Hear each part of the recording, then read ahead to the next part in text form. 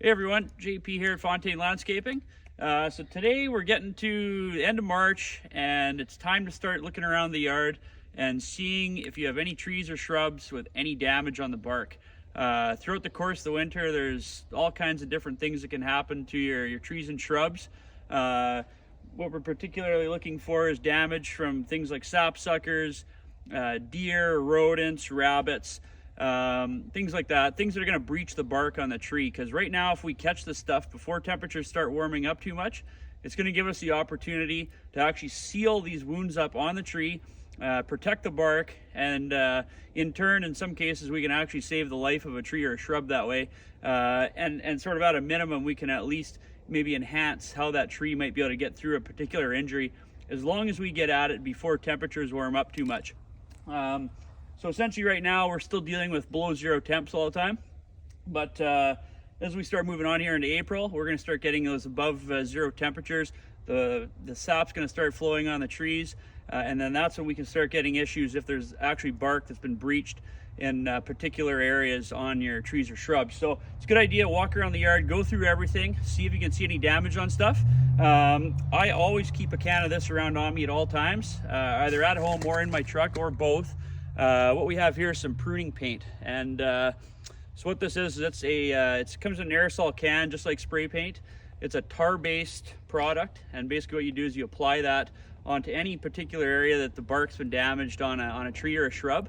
And the concept with that is we basically want to create essentially a fake bark or a skin, if you will, on the tree, so that we can protect the actual wood on the tree from being exposed to the elements. And that's going to help the nutrients and sap be able to still flow up and down the tree, but at the same time too, it will also protect against insect disease issues and whatnot, with the ultimate goal of hoping that we can get that bark of the tree to naturally fill in over that wound, and then we don't have to do any more applications. So what I'm going to show you here today, we got this Scotch pine behind me here.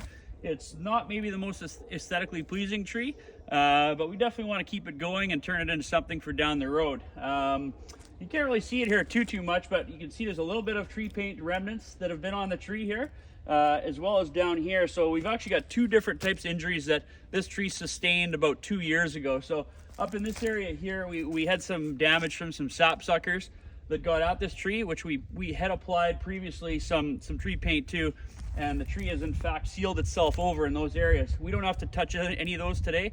That stuff is good to go. Down here though, we did have some issues with some deer rubbing on this Scotch pine, and so there was some bark all sort of up the trunk here that had been breached. And so 2 years in a row we've applied tree paint to the tree here, and the tree is in fact, since then, it's put on about 2 or 3 feet of growth at the top. So we know this tree has survived this injury. We just want to make sure we see it through until this bark fully heals over.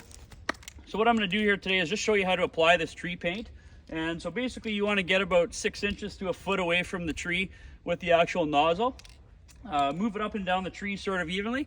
Try to get a nice even distribution of the tree paint all over the actual wound, and seal everything over and sort of create a nice little bit of a temporary skin, if you will, on the tree. And so here we go here. We'll do some spraying on here. As you can see, I'm just moving slowly up and down the tree here, just making sure I get it sort of covered on the entire area that's been previously damaged.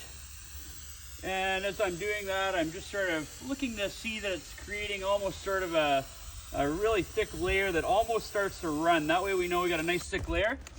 And then also too, it's a good idea, you want to apply this from 3 or 4 different angles as well. So you notice that I just kind of went off to the side here.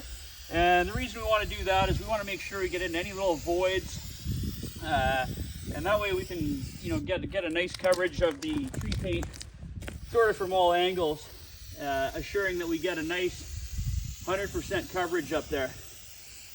So we're just about done here. Get this tree nicely covered. And that's it. So basically just get that tree nice and covered there. Create a little bit of a temporary bark on there. It's maybe not the most appealing thing right now, but it definitely is a lot better than having to deal with a dead tree. And so just a reminder, take a good walk around your yards. Look at all your trees and shrubs. Very common this time of year that you're going to see you know, issues from whether it be rabbits, deer, mice, voles, things like that. And so if you see any exposed areas where the bark's been breached, get that can of tree paint out and cover it up, and it's worth a try to save your trees and shrubs. And have a good day, guys.